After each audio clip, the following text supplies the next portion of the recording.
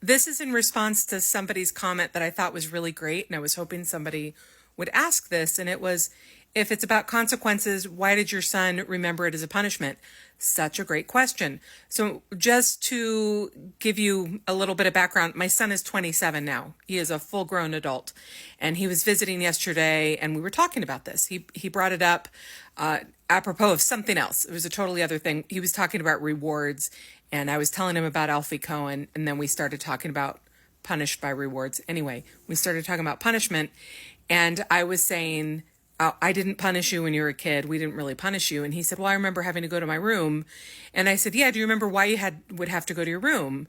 And it was because you'd be hassling your sister. He teased a lot. He was 7 years older than her, and he would tease her to the point that she would just lose her mind.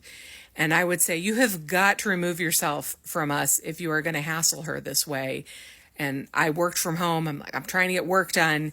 And if you continue to be this disruptive, you're going to have to remove yourself. And I used to say, you can go to your room, or I would say you can go run laps around the yard, which he didn't remember, but I used to send him to run laps. And I said, so that wasn't a punishment, that was consequence. And so then we started talking about it, and he said, yeah, he knew that at the time, but he was using the word punishment to describe it. And I said, yes, it was a consequence, right?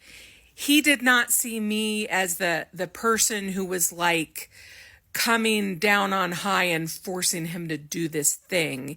He saw this as a natural outcome of hassling his sister. And he was never a mean teaser. He was just a teaser. He was just that big brother who'd be like, I'm not touching you. I'm not touching you. Right. And so when we talked about it, I said, so that's the difference, right? It wasn't like you're bad and terrible and you need to be removed from the family and you need to suffer. It was, if you cannot stop doing this thing that is making things hard for everybody in the family, you're going to have to go someplace else and be your wild self. So then he was like, oh yeah, I get that. I got that at the time. He didn't, so he used the word punishment, but he did then, and he does now, understand the nuance and the difference.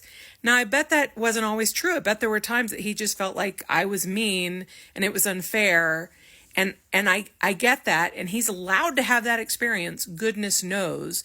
But we as a family did not try to operate from that place, because then it creates more conflict, more power struggles. And frankly, there's enough of that in families just by trying to get through the day, especially power struggles, because the thing is about both of my kids is they are strong-willed, they are good at arguing, they are fabulous humans who sometimes were very hard to parent.